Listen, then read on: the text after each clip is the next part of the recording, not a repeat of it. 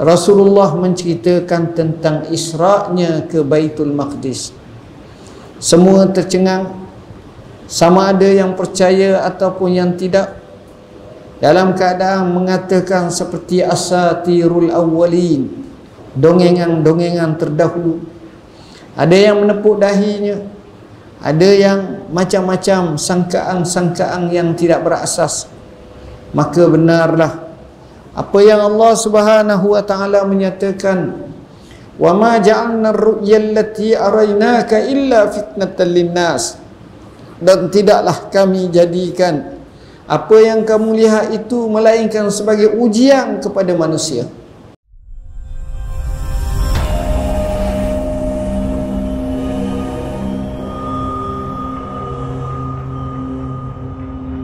Rasulullah SAW melihat terlalu ramai para nabi-nabi dan rasul-rasul daripada Adam alaihissalam.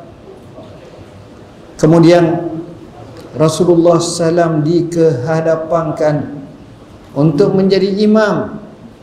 Disitulah sebagai membuktikan dan menobatkan Rasulullah SAW sebagai Imamul Anbiya wal Mursalin atau Sayyidul Anbiya wal Mursalin.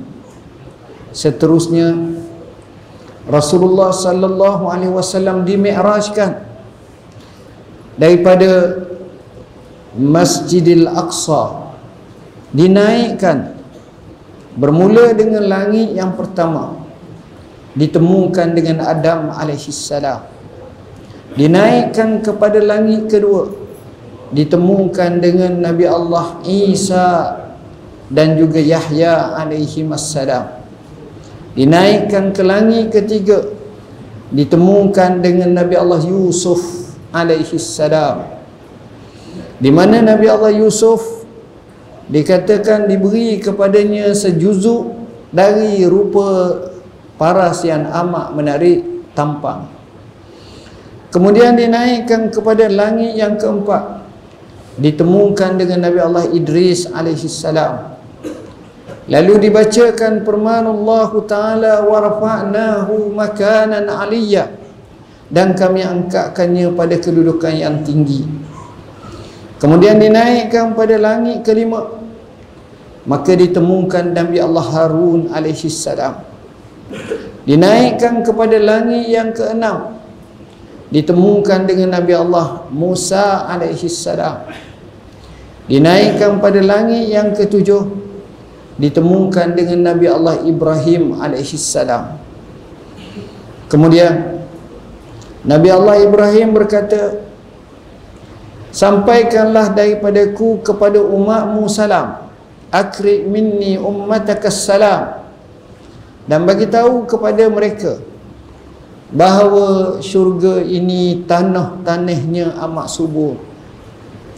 Hendaklah kamu bercocok tanam semasa kamu hidup di dunia dengan melakukan zikrullah, kalimahnya subhanallah, alhamdulillah, Allahu akbar, la ilaha illallah, la haula wala quwata illa billah, dan banyak lagi kalimat-kalimat zikir ini.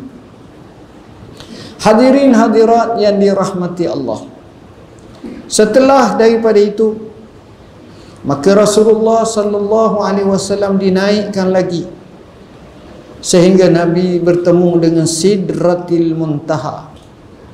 Sidrah dengan mana pohon bidara, Al-Muntaha dengan mana penghabisan, tak boleh pergi dah lebih pada tu.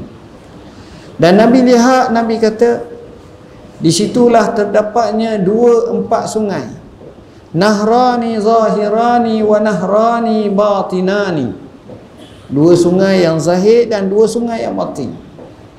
2 sungai yang batin adalah sungai-sungai syurga, dan 2 sungai yang zahir dikatakan sungai Nil dan juga sungai Furat. Kemudian Nabi lihat daun yang cukup indah pohon bidara ini, daun-daunnya besar, yang disebut seperti ka'azanil fiyalah, seperti telinga-telinga gajah. Dan Nabi SAW juga melihat buahnya, yang dipanggil sebagai Nabi Kun. Buahnya dikatakan seperti kakilali hajar, iaitu seperti koloh-koloh, ibarat macam tempayang besar satu-satu tu. Kemudian Rasulullah SAW melihat syurga yang dikenali sebagai Jannatul Ma'wa, dan kisahnya cukup menarik dalam syurga. Dan dikatakan Rasulullah SAW akhirnya sampailah bertemu dengan Tuhannya. Di situlah Allah taklifkan kepada Nabi untuk salat 50 waktu, kemudian dikurangi kepada 5, tetapi pahala tetap kekal sebagai 50. Kemudian Rasulullah SAW pulang, dan peristiwa ini berlaku kurang daripada 1 malam. Sehinggalah Abu Jahal berkata kepada Rasulullah SAW, ada apa berita hari ini? Diceritakan. Abu Jahal sendiri memanggil kaum Quraisy dan menyatakan kepada kaum Quraisy, ada berita yang besar kita dengar daripada Muhammad.